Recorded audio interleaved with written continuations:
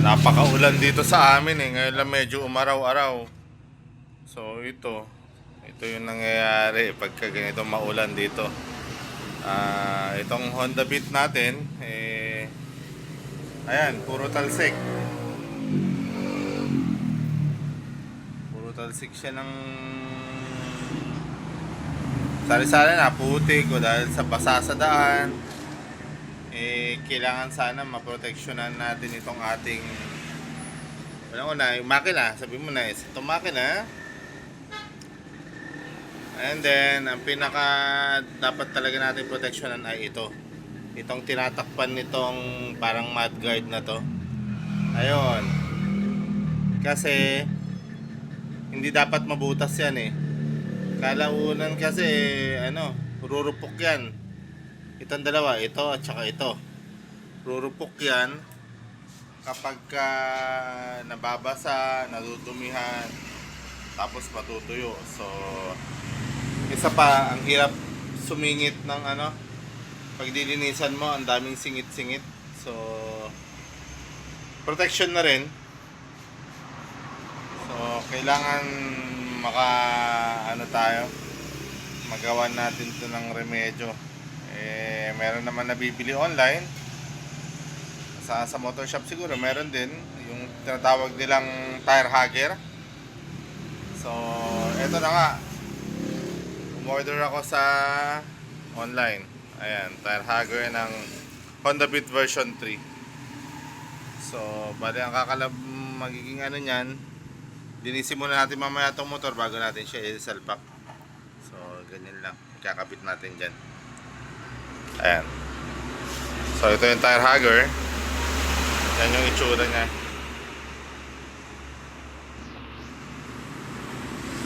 Ayan.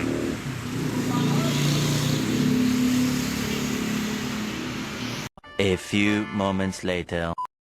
So ito, lininis ko na itong motor para at least malinis na siya bago ikabit yung tire hugger. Sa pagkakabit natin ng tire hugger, dalawa lang naman yung dalawa lang yung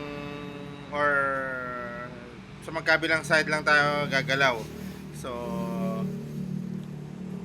eto, yung tornilyo na to, itong bolt na to, ito yung isang tatanggalin natin. And then diyan natin ikakapit. Tapos dito naman sa kabila, dito sa dalawang to, itong dalawang screw na to.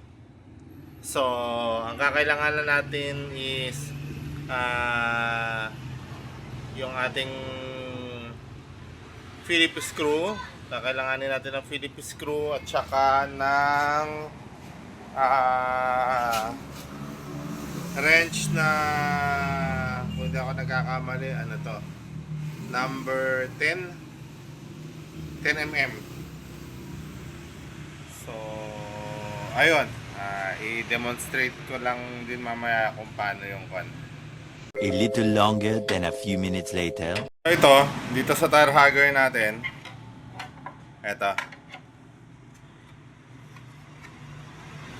itong butas na to, yan yung kakabit natin dito sa bolt na to.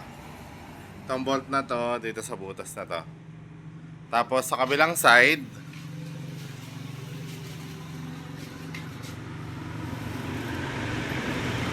dito sa kabilang side, meron tong dalawang butas na yan. Yung dalawang butas na yan, yun naman yung kakabit natin dito sa dalawang bolt na to, or dalawang screw na to.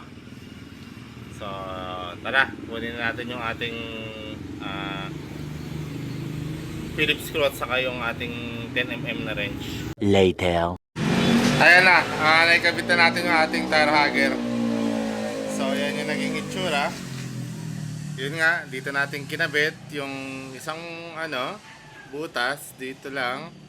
And then sa kabila, yung sa may ating airbox, dito lang. Isa, dalawa. So yun lang. Ganun lang kasimple yung pagkakabit nito. Pero ang ganda. Diba?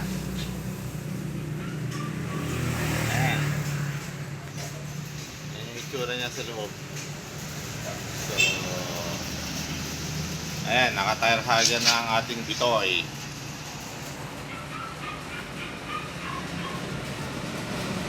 Ayun, maluwag pa oh. Asang kasya siya. Yan na.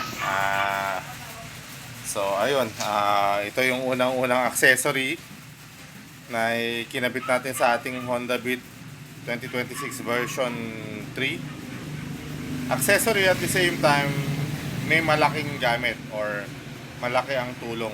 Kasi ayan oh. Kita niyo na yan. Oh, hindi na siya tatalsik doon sa may ilalim.